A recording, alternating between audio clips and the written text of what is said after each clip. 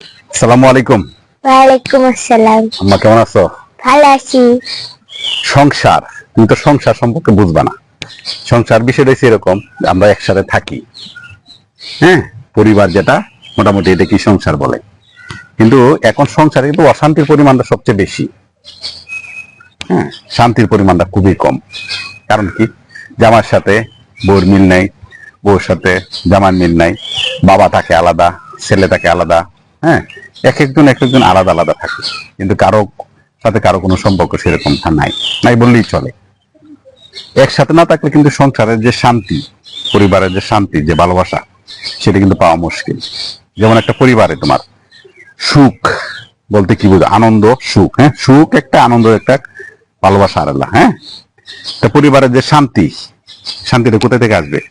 তোমার পরিবারে যদি মুরব্বী, তোমার যে পরিবারে যে মুরব্বী, হ্যাঁ, সে যদি না থাকে তোমার পরিবারে, সে যদি তোমার সেই পরিবারে তোমার সাথে পরিবারের সাথে না থাকে, তাহলে কিন্তু এই পরিবারের কিন্তু তোমার শান্তিটা আসবে না।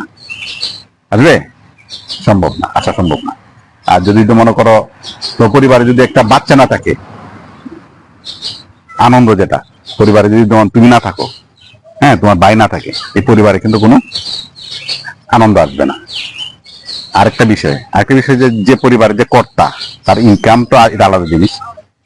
পরিবারের যে কর্তা এবং কর্ত্রী, মানে বাসার যে মহিলা এবং মহিলা, মানে যাদের ইনকামে সাধারণত পরিবারটা চলে, অথবা যাদের নিয়ন্ত্রণে পরিবারটা চলে, এই পরিবারের মধ্যে এদের দুইজনের মধ্যে যদি তোমার মিল মোহব্বত না থাকে, ভালোবাসা না থাকে, তাহলে কিন্তু এই পরিবারে তোমার শান্তি কোনোদিন থাকবে না। তো তিনটা জিনিস, প্রথম হচ্ছে তোমার পরিবারে একজন মুরব্বী থাকতে হবে। মুরব্বী একজন দুইজন হইতে হবে, দাদা দাদি নানা নানু, হ্যাঁ, মুরব্বী থাকতে হবে। হ্যাঁ, তাহলে শান্তির বিষয়টা আল্লাহ তোমাকে বরকত করে দিবে। এই পরিবারের সন্তান থাকতে হবে, তাহলে ভালোবাসার সাগরে ভাসে যাবে। বুঝতে পারছো? পরিবারের সন্তান থাকতে হবে, সন্তান না থাকলে তোমার পরিবার ভালোবাসা থাকে না।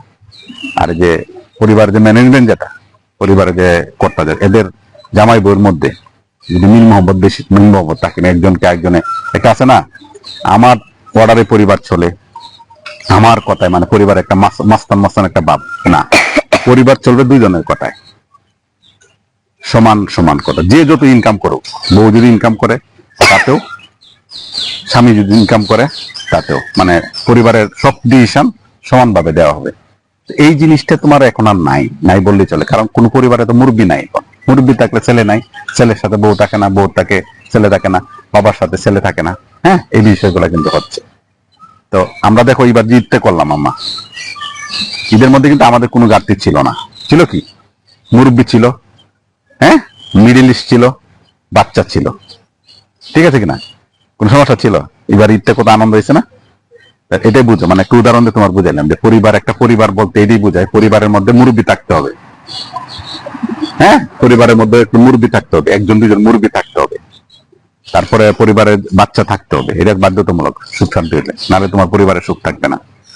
আরেকটা হয়েছে পরিবারের মধ্যে জামা বউয়ের মধ্যে যে মিলটা, মানে ভাগাভাগি, যে মাস্তানি, আমি এটা করব, আমি এটা করব, আমি এটা করব, যাই করবো দুজনে মিলে করতে হবে। দুজনে মিলে যেটা করবে, এটা কিন্তু এর বাইরে কিন্তু সুখ আর শান্তি কিন্তু অভাব থাকবে না। ওইখানেই সুখ থাকবে, এখানে আনন্দ থাকবে। তাহলে পরিবার বলতে আমরা কি বুঝি, সংসার বলতে আমরা কি বুঝি আম্মা, তুমি বলো? তিনটা যে অপশন থাকতে হবে। এক, টাকাটা কিন্তু ম্যাটার না, টাকাটা ইম্পর্টেন্ট না এখানে। হ্যাঁ, টাকা না থাকলেও হবে, অনেকে আগে ডাল ভাত খায়, অনেকে হবে, টাকা এখানে ইম্পর্টেন্ট না। টাকা না থাকলে আপনি এই সুখটা পাবেন।